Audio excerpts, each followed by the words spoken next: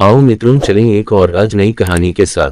Channel को like and subscribe करें और कमेंट में जय हनुमान लिखें। भगवान परशुराम और कर्ण की कथा महाभारत के महाकाव्य में वर्णित है, जिसमें उनकी गुरु शिष्य की एक अनोखी और प्रेरणादायक कहानी है।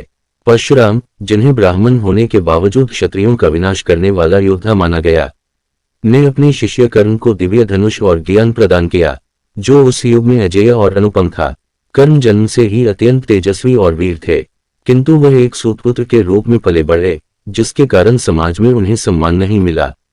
उनकी जन्म कुंडली में सूर्यदेव का आशीर्वाद था और उनमें महान योद्धा बनने की अद्वितीय क्षमता थी। युवा कर्ण ने अपने अस्त्र शस्त्र ज्ञान को बढ़ाने के लिए परशुराम की शरण ली। परशुराम केवल ब्राह्मणों को ही शिक्षा प्रदान करते थे, इसलिए कर्ण ने ब्राह्मण का वेश धारण कर उनकी सेवा में प्रवेश किया। कर्ण ने परशुराम की कठोर परीक्षा और साधना का मार्ग अपनाया और उनकी सेवा में लगे रहे।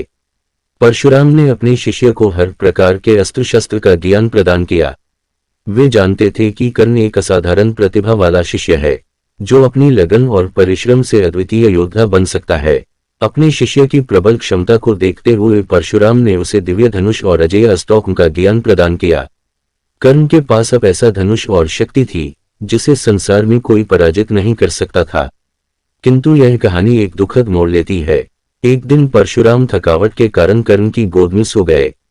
उसी समय एक कीड़ा कर्ण के जांघ में काटता है, जिससे अत्यधिक रक्त बहने लगता है। किंतु गुरु की शांति को भंग न करने के लिए कर्ण उस पीड़ा को सहन करते हैं और हिलते तक नहीं हैं। जब परशुराम जागते हैं और इस घटना के बारे में जानते हैं, तो उन्हें समझ में आता है कि कोई ब्राह्मण इस प्रकार की पीड़ा सहन नहीं कर सकता। परशुराम को पता चल जाता है कि कर्ण ब्राह्मण नहीं है, बल्कि क्षत्रिय है। इससे परशुराम अत्यंत क्रोधित होते हैं और कर्ण को श्राप दे देते हैं कि जब उसे अपने जीवन में इन दिव्य अस्त्रों की सबसे अधिक आवश्यकता होगी, तब वह उन्हें भूल जाएगा। यह श्राप कर्ण के लिए एक कठोर परिणाम था, जो उसकी दुखद मृत्यु का कारण बना। हालांकि परशुराम के आशीर्वाद के कारण वह कुशल धनुर्धर और महान योद्धा बना, परंतु श्राप के कारण उसका पराक्रम अंततः व्यर्थ हो गया। इस कथा में भगवान परशुराम का अपने शिष्य के प्रति प्रेम, उनकी परीक्षा और कर्ण की सहनशीलता का मार्मिक चित्रण है। यह कहानी न केवल एक महान योद्धा की तपस्या को दर्शाती है, बल्कि यह भी बताती है कि सत्य और धर्म के मार्ग से विचलित होना अंततः दुखद परिणाम ला सकता है। कर्ण को परशुराम से प्राप्त दिव्य धनुष ने उसे शक्तिशाली योद्धा बना दिया था, परंतु एक त्रासदी के कारण उसका समस्त ज्ञान और शक्ति व्यर्थ हो गए।